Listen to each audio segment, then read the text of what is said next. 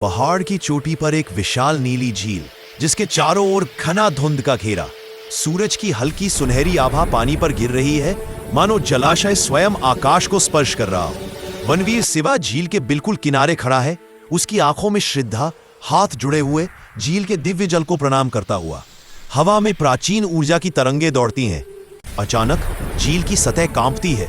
नीचे गहराइयों से एक विशाल नाग का फन बाहर उठता है।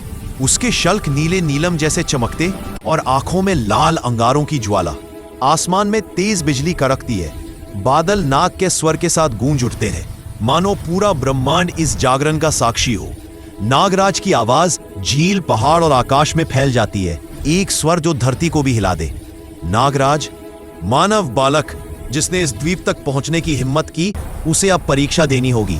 शिवा, मैं परीक्षा से नहीं डरता, क्योंकि मेरा उद्देश्य पवित्र है।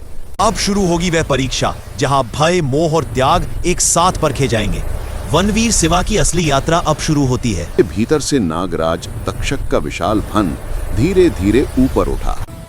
शिवा स्थिर खड़ा, उसकी दृष्टि अचल, उसकी सांसें गहरी। तक्षक की आंखों से कड़कती नीली बिजली झील पर।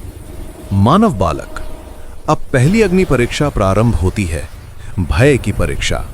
जिसने मन को जीत लिया वही नाग शक्ति के योग्य हो। मैं तैयार हूं नागराज, मैं उससे भागूंगा नहीं, उसे समझूंगा।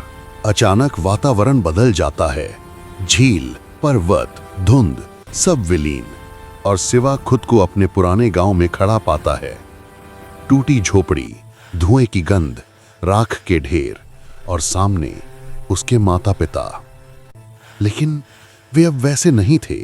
उनकी आंखें धूमिल थीं, चेहरे पर घावों के निशान, हाथ कांपते हुए जैसे सालों तक अंधकार में भटकते रहे हों। माँ, पिताजी, मैं यहाँ हूँ। क्या तू ही वो बेटा है जिसने हमें अकेला छोड़ दिया? क्या तू ही जिसने हमारी पुकार नहीं सुनी?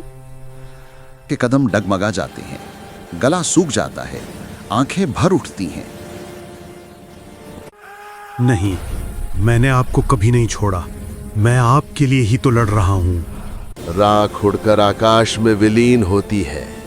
शिवा अकेला खड़ा है, पर अब उसकी आंखों में डर नहीं, बल्कि संकल्प है। शब्दों के बिना भी उसके हृदय में एक दिव्य आवाज गूंजती है। भय वही रचता है जो हृदय में अधूरा रह जाता है। और आज दृश्य फिर बदलता है। शिवा उसी नाग जलाशय पर खड़ा है जहां से उसने शुरुआत की थी। तक्षक अपना विशाल फन झुकाकर उसे देखता है। अब उसकी आंखों में क्रोध नहीं, अलंकारिक सम्मान है।